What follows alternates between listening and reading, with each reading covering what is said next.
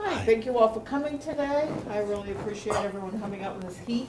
We're very fortunate today to have Paul Dole from Flynn Associates, who is going to speak with us about hearing loss.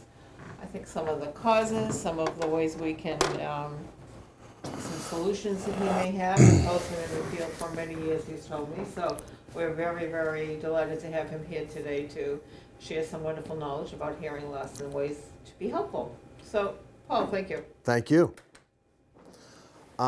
Who here has hearing aids? I don't have them on. I heard that. Who here thinks they need hearing aids? Who here has a hearing loss? Who thinks they have a hearing loss? Right? So my name is Paul. I'm a licensed instrument specialist and I own Flynn Associates. We have two locations, one in Concord, right at 747 Main Street, right in the Concord Professional Building, right opposite Emerson Hospital. A lot of people know it as the BI Breast Center, is right in the adjacent. So one location there, and I also have another location in downtown Wellesley Square. So I asked Valerie to come into the council because I do a lot of community events. I try to educate people about hearing loss. A lot of people feel as if hearing loss is invisible, which it is. But so is cardiovascular disease, so is gum disease, those types of things. So my whole role today is I'm just trying to provide you an education as to what's going on with your hearing. I'm very flexible in terms of questions and answers, so if you have a point that you would like to stress or if you have a question on a particular slide, just simply stop and ask, okay? My goal is really to educate you that's something you didn't know prior, really, okay? So this is really just what I talk about is just the rediscovery of sounds.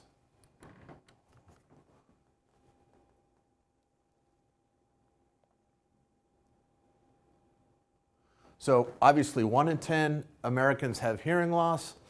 The prevalence of hearing loss, it obviously increases with age, but that's not necessarily true where in my practice, I don't do pediatric, I don't do young kids, but I do high schoolers, I do college, I do 100-year-olds, I do 50, 70, 80, so it's all over the place, okay? Hello. Hello. Welcome. Thank you. I'm glad I got a seat up here because I'm as deaf as the doornail. We just talked, oh yeah? Illnesses, yeah. Got it. We see a lot of that. And then obviously among seniors, third most prevalent health condition, hypertension and arthritis. There's a lot of medical information coming out in the world regarding hearing loss and its correlations to a lot of things, hypertension, isolation, dementia, depression, all those types of things, okay? Obviously the number one reason to do something, they feel as if you don't have a hearing loss, you all. But typically either your family members or a friend or a family or a loved one is just simply telling you that you're not hearing as well as you used to, okay? So this is not going to sound all that great, and it's not a plant. It's just that my volume on the computer, we're not plugged in. But this would just talk a little bit about, and you're not going to hear this, but can you hear the crickets chirping at night? And you're not going to hear it. It's not a plant. So sorry. That's not it. That's not part of it.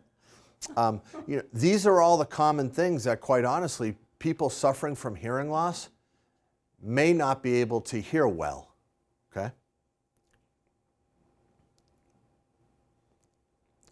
Just going to let that play through. So he had a great quote, "Sweet is every sound, sweet of the voice, but every sound is sweet." Whether it be babies, conversational speech, background noise, all those types of things. So why are some sounds harder to hear than others? So I get a lot of questions on, let's see if this one will work. So sound comes into the ear. And provided that there's no wax in here or any other debris, it makes the eardrum move. Behind the eardrum, there are 3 bones, 1, 2, 3, and they work together as a chain. And if this chain is working well, this back door here will actually push waves of fluid into and within the cochlear region of how we hear, which is the biggest organ of how we're hearing. Within this organ of hearing, there lives hair cells. High frequency, low frequency, and over time, those hair cells will then fire off electrical impulses into our brain, and in short, that's how we hear.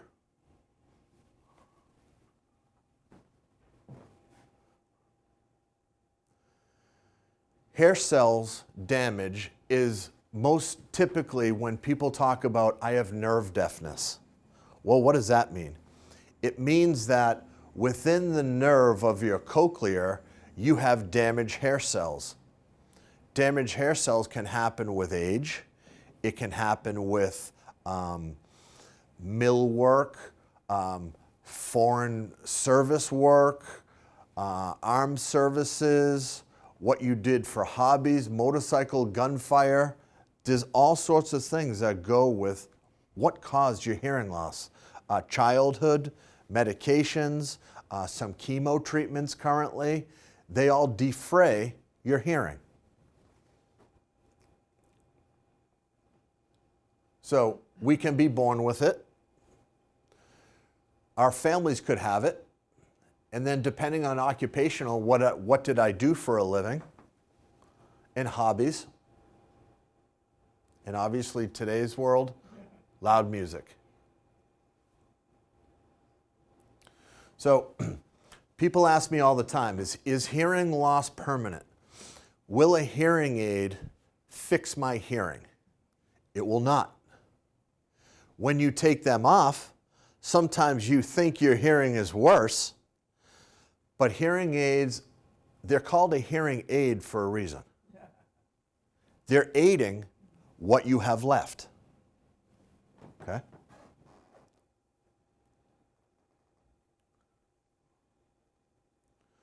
So, I get this one all the time. I have a questionnaire in my office. When you come in to visit me, I just simply ask you, what's going on? What are you doing here? How can I help? And the first question is the TV going up in volume? Everybody typically says, well, I can turn the television up loud. I live alone, who cares? Or you don't. Volume doesn't equal clarity. It just makes things louder. Depending on your hearing loss, this is usually the first thing that goes up because you think if I just turn my volume of the television up, I'll hear the broadcast of the game better. Well, sometimes that doesn't happen. You actually drive people out of the room. So Beethoven even said, from a deafness perspective, I mean, he was one of the greatest that had hearing loss.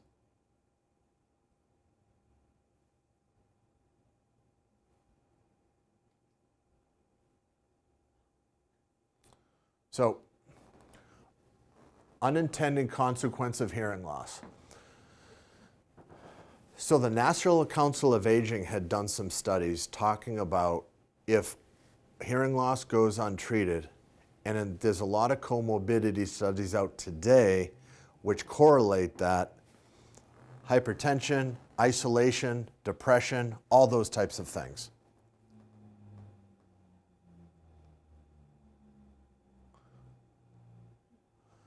So I hear this a lot. I can hear you, but I can't understand what you're saying. and I'm sure a lot of you, I can hear you, but I'm not really sure what you're saying to me. Right? For those that have had a hearing loss, what happens in my office is headphones are on and tones are presented. At which volume did you hear a tone? And at which frequency did you hear a tone? And when you hear a tone, you simply give me a wave, and I just simply plot your responses along this graph. This is a hearing test or an audiogram.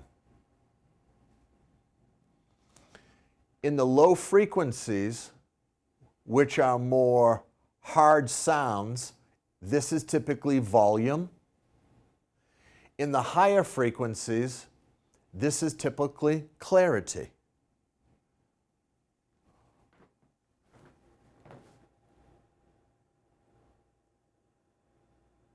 Right is red. It's universal, represented by circles. And then the X's is in blue. That's your left ear. So this person here, you can hear.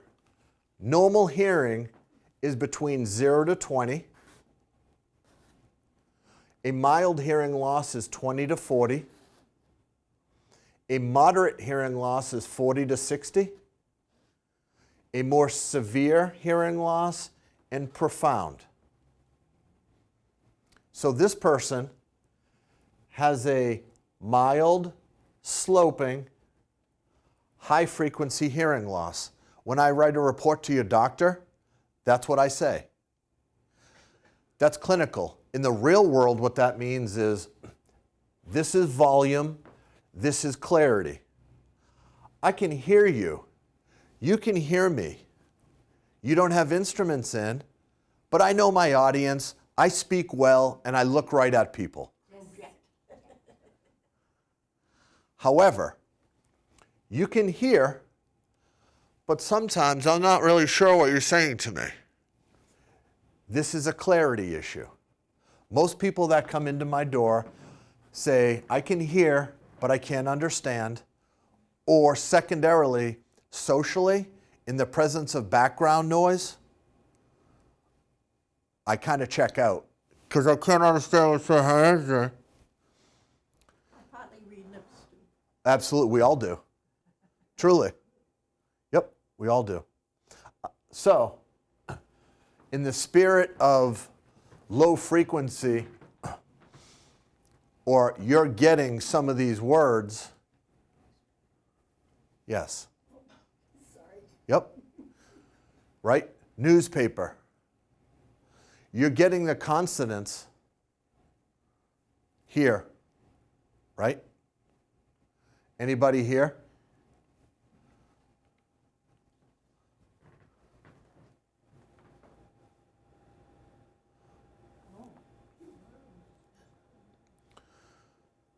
So just to take a step back, if you can get those consonants, you can hear. But without some of these soft sounds, like a beginning of a word or an end of a word, I can hear you, but I can't understand. Context. Could you say orange juice the way that is written? Could you say it to us now? How would it sound if we were only not hearing the whole word? How do you say that? Well, you just say orange. Oh, okay. What? Yeah, right, I don't understand. What? And I hear that a lot. What? Huh? So, really, we just talk about getting help, right? And as we go back to the dawn of time, there's been hearing devices from the beginning. There's been hearing loss from the beginning. Pocket aids. I don't know if you've had either family members or parents that have had these big body aids, or that they go around with a microphone on people and it's plugged into their ears. People were looking for a solution. So there's all types of behind the ear, in the ear. A style of instrument typically is predicated on your hearing loss. That's number one. Number two is you. Dexterity. Can you handle something so small? They all have a small battery. Visual acuity, dexterity. I get a bad shoulder. Like all these things factor into, if I make a recommendation on a hearing instrument, what would work best for people? Because I don't want you to be frustrated with it.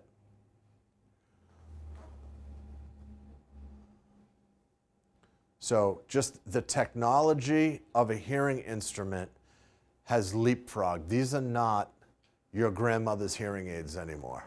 They're just not. They're mini computers. From a vanity perspective, they're very cosmetic, appealing, can't really see it, but it all depends on your hearing loss. It all depends on you, what you want.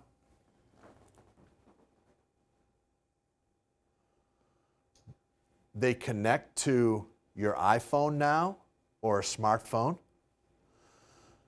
They can connect to your iPad. They can connect to any smartphone. They could connect to your TV. So all of the audio from either the TV or your phone or your iPad or your laptop could now stream directly into your ears. Quality of life. You don't want to miss anything? But it's not for everybody. Some people just want to put them in and forget about them. No problem. But other people want control. If you're in this situation, and I'm not talking as loud as I should be, and you're in the back room, you could take your phone out and just dial up the volume to allow to hear me better. Well, I don't have a smartphone. I just have a flip phone for emergency. Okay. Put them in and forget about them.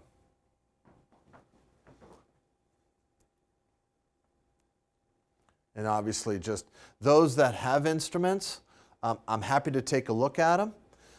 I do a lot of cleaning and checking. Most of the time, if they're not working, one, it's a dead battery. Two, it's just wax. Not all the time they have to go in for repair. I do small repairs in the office. But normal times, 8 times out of 10, it's just wax occluding the tip of the speaker, and you're not hearing as well as you would like to. I can still hear, but it's not as clear anymore. Probably just wax. I have plastic things I replace them. Wax filters. Yep, exactly. Some people, though, they're like on a small matchstick. Do they look like they're on a toothpick? Oh, they're little tiny plastic things. They push them over the pot that goes in. Oh, those are the domes. Yeah, so there's a dome. If there's a speaker that goes into my ear, obviously it'd be smaller. But don't put anything in your ear other than your elbow, right? That's the whole adage, right? So if this is a speaker that's going in your ear, there is a dome to go over the speaker for comfort, to keep it in place well. But it also keeps the sound in.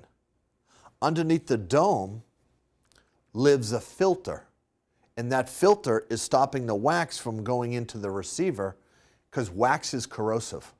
Over time, wax will damage your hearing aid.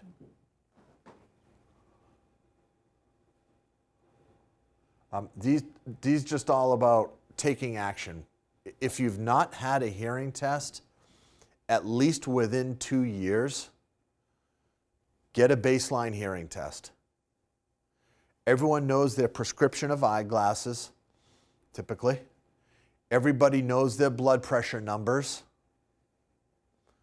right? Hearing loss is just one more thing. Get a baseline, just so you have a historical perspective of if you do decide to do something, well, what did I have 5 years ago? What was I like as a child? Historical perspective.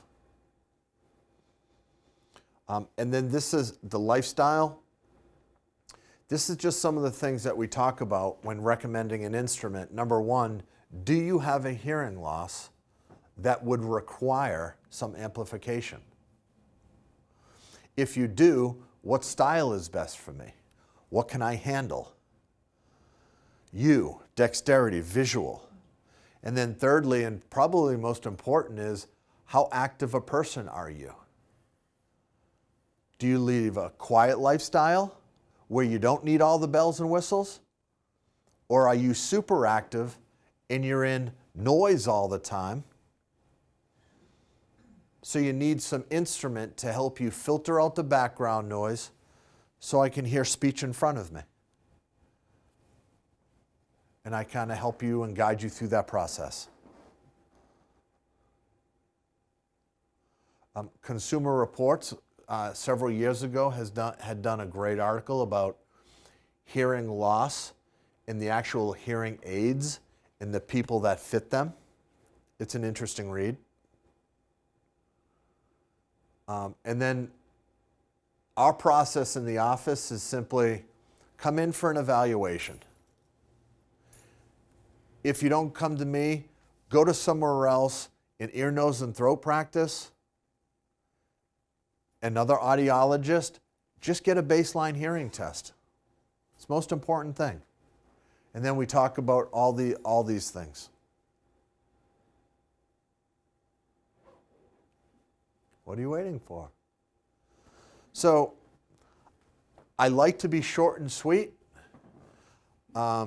I hope I wasn't boring. What I'm trying to educate somebody is just if you can take something from this talk, then I'm kind of happy. Get a baseline hearing test. That's the biggest thing. I'm open for any questions that you may have. So, you had hearing loss as a child? It affected. I had, first of all, equine encephalitis, and right after I had that, I got scarlet fever. And then this eardrum burst a lot. I remember lying like this. This was from 5 to 5 when I had equine encephalitis, triple E. Yep. Yeah. So, I'm trying to think. Has Well- that eardrum closed? Does that drain at all? Oh, yeah. You're a plant. I was lying there with it, just, I could hear it go. Sure. What about now? Oh, no, but my ears are full of wax, and this is, I know that this one is really, I've had wax removed different times, and I've had tests. And so now I have an appointment to have removed. Wax removed. Yep. Then I have an appointment for hearing. But see, I want an in-the-ear rechargeable. Why? I know people who have that.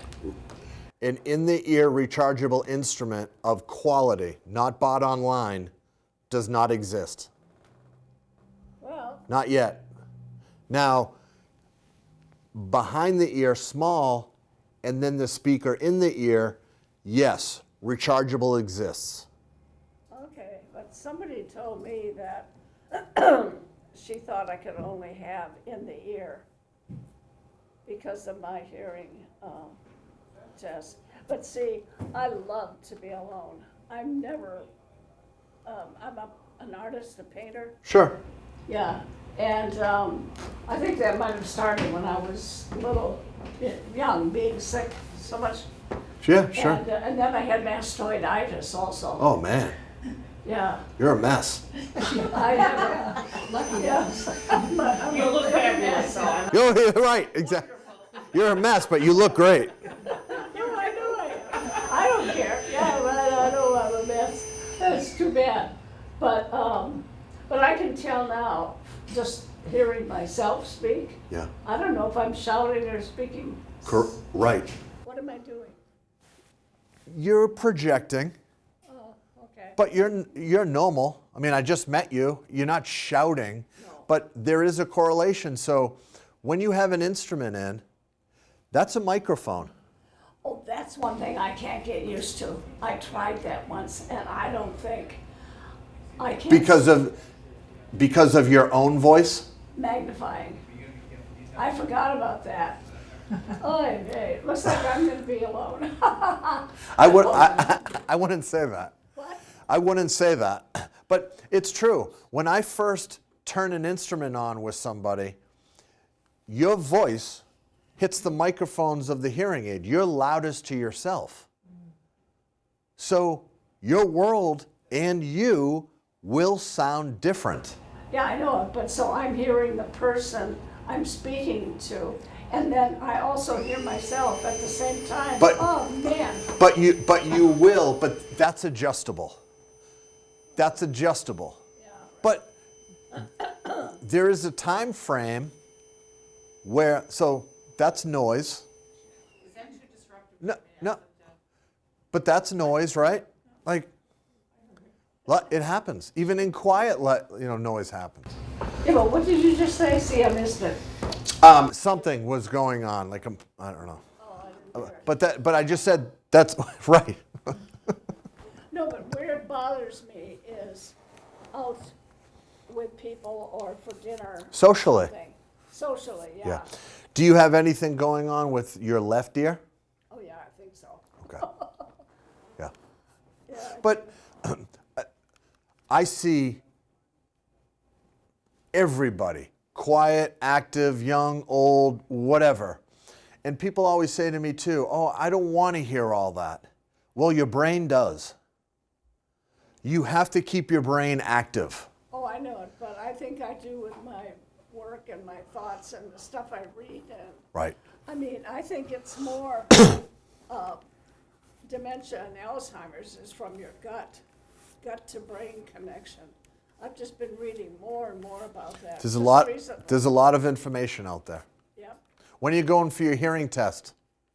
I don't know, that's the other thing. The reason why I was late, I had a plumber. Oh, I'm just asking. Was able to come today instead of Monday, and I had to fly out of there so fast. I had to eat something quick, and I don't have my date book with me. Oh, I was just I asking. got this dumb thing, which I don't like. I don't like it, I get it. yeah. Any other questions at all that I could answer? Please. People talk about some kind of a hearing aid that Costco has, and they always say it's not a hearing aid. What is that? So a hearing aid, there is an amplifier and there are hearing aids. Oh, yeah. So the government, Liz Warren, put into play a bill to allow over-the-counter hearing aids to be sold. People come into me with all sorts of contraptions. They bought online, they go to Costco, CVS, Bass Pro Shops. Those things are typically amplifiers. They will turn me up for you. But if you and I were to go downtown and have a cup of coffee in a loud social situation, it'd be too loud for you.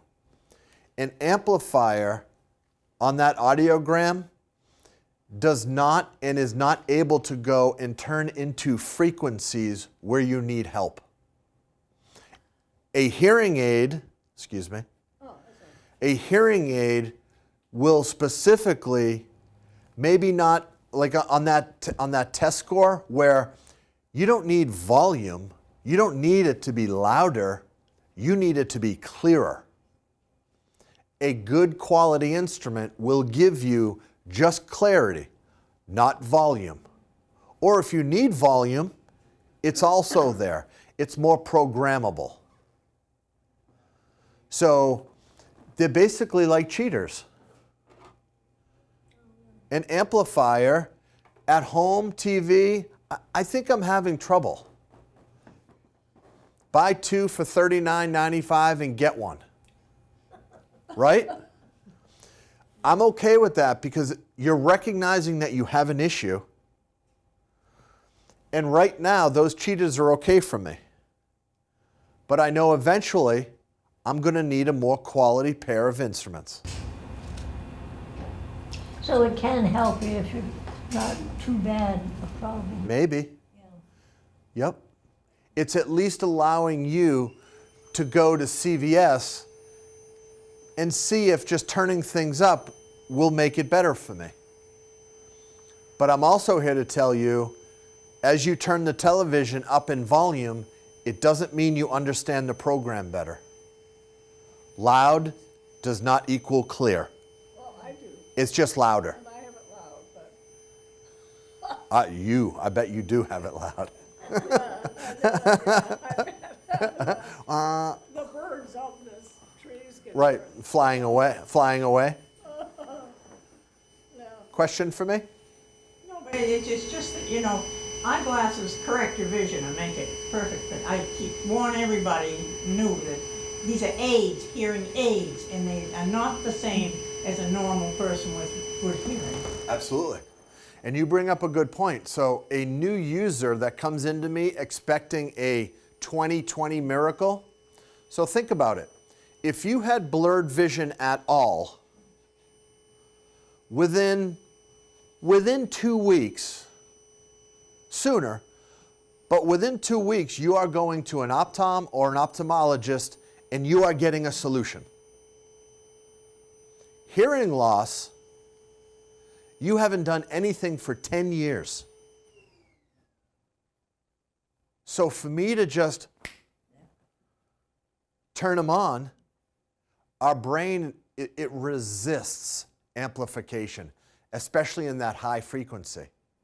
Turning paper. I can hear myself walking on carpet. I don't want to hear myself. But that's where it goes back to counseling, and it's a hearing aid. It is not a miracle worker, but at times it is. It will bring you back to an improved quality of life. Yeah, it does. What about, now, I really do believe that I needed them 25 years ago. I would agree But with- I've always been working alone, yeah. I would agree with you. And, yeah, I've gotten together with people during that time, and I didn't have the problem I have now. But, you know, you're there designing, painting, whatever. That's what I've always been doing. So, but something that is as profound as this, it can get worse, right? I know a woman in Lexington, well, I met her through a friend, so I don't know what her progression was or whatever, or what caused all of it. But she has to carry around with her something that people have to speak into.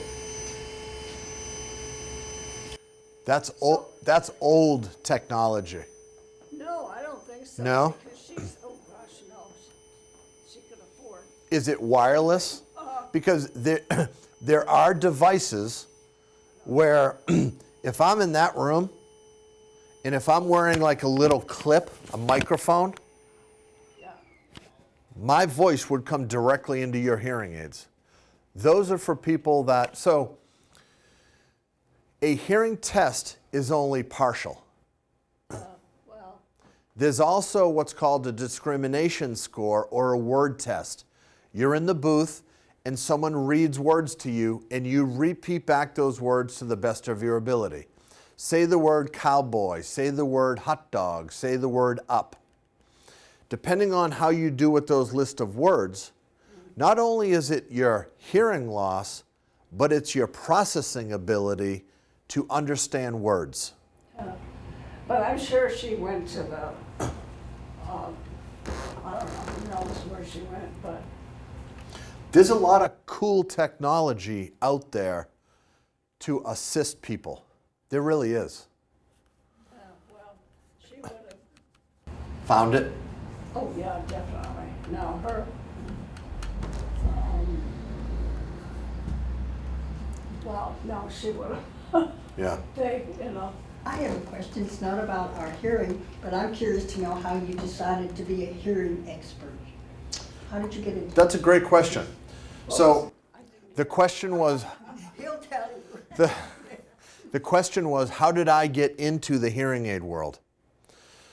So out of school, I took a job selling cataract equipment. So I'm from the head up.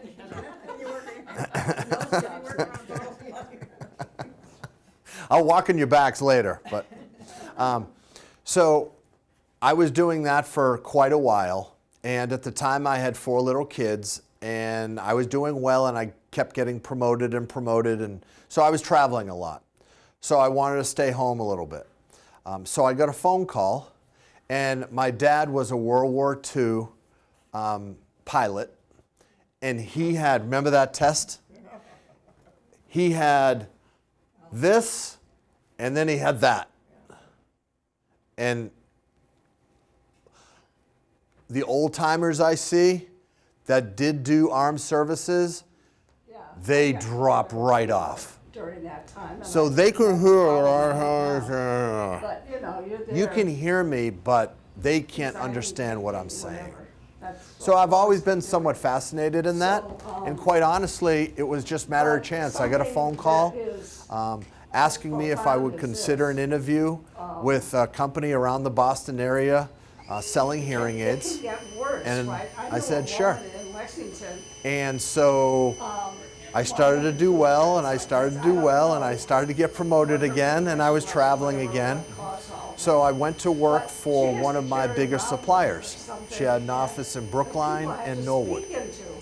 And under her, I got accredited through the state of Massachusetts, a distance learning program. And so I've been practicing for the last 5 years. So you're fairly new. Fairly new dispensing, but I've been in the hearing aid world for about 15 years. Yeah. We were talking earlier, it's a very cool industry. It's different because you're recommending something that no one wants, but it's a quality of life. It really is. You think there's a prejudice against hearing? Everywhere wears glasses, almost everybody, except now they have the cataract fixed. But and people are. I sit in a called old agey lunchroom. Yeah. And there are very few people wearing hearing aids, and I'm sure most of them are pretty near my age, and they need them. Well, one, they need them. Yes, I agree. Give my card. But forever, glasses now are a fashion statement. They are. They identify. A lot of people. I had a patient this morning who had cataracts done, and she no longer needs her glasses. Yeah, that's, But but if you have astigmatism, forget it. not necessarily, because they can relax that, and they can do all these things. But for the most part, the whole point was she felt like she wasn't herself because she wore glasses for 70 years. Yeah. They are a fashion statement. They come in all colors, shapes, sizes. Hearing aids, for some reason, there still is a stigmatism. With all my friends who are getting them, they say, oh, you can't see them, they're very small. So they're encouraging everybody to get them now because they can't be seen. Vanity matters. I don't care how old you are, but it still goes back to, now I need hearing aids. Whereas, oh, glasses, cool. Let's go online and order them. It's completely different. So I'm still fighting that fight. But with technology, like Apple, the phone manufacturer, they now, hearing aids can connect to the phone. You can listen to music, podcast, take a phone call directly in your hearing aids. So now it's cool. Oh, look at it. Grammy has cool hearing aids. She can listen to music through her hearing aids. Thank you. Thank you for your time. So technology is, it's better living through technology and chemistry, right? Those big bulky hearing aids, they're no longer. Even with tremendous amount of hearing loss, they are now small, they're discreet, can't even see them. More people are utilizing them than ever, but there still is something about, now I'm really old. It still is out there. And they come in all colors, but I always go medium blonde or silver just to blend, just to make them go away. Yeah, you won't even notice them. Yeah, but this friend of mine who has an in the ear, and she had an accident that I don't remember. I didn't know her then. But she has an in the ear that's, she doesn't replace batteries, and you can't see it. It goes so far in. They all run off of a battery. She can put them in something to recharge them. So that might be an online purchase, but there's nothing right now that goes deep in your ear that is rechargeable. There is not. Because if it were, I would be talking about it. There is a super deep hearing instrument that's 24/7, a wearable device. But you need to go back into the office every 6 weeks to get a new one because you need to replace the battery. They all run off of something. I have a hard enough time with my hands as it is to, Well, that's I it. have bad osteoarthritis. Yep. So just little things hurt. Dexterity comes into play. Well, you can't handle something. Oh, all right, I got something else for you. That's another factor that we have to factor in on. Yeah. How are we doing on time? All good? I am not. I'm a hearing instrument specialist. Yep. Well, I thought you were an audiologist. I am not. Nope. The difference is basically 6 years of training. And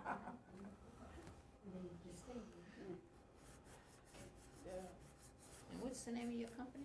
Flynn, Flynn Associates. And you're right here in Concord. I am right here in Concord. Oh, do you have a card or? I do. Where are you located? 747 Main Street. Have you ever been to the Concord Professional Building? It's right at the end of 62. It's right opposite Emerson Hospital, right at the four-way stop. It's a building that burned down. Everybody. Yes. It was the building that burned down. We're in the new part. And in fact, Mr. Flynn was there since 1959. Like the practice has been there forever.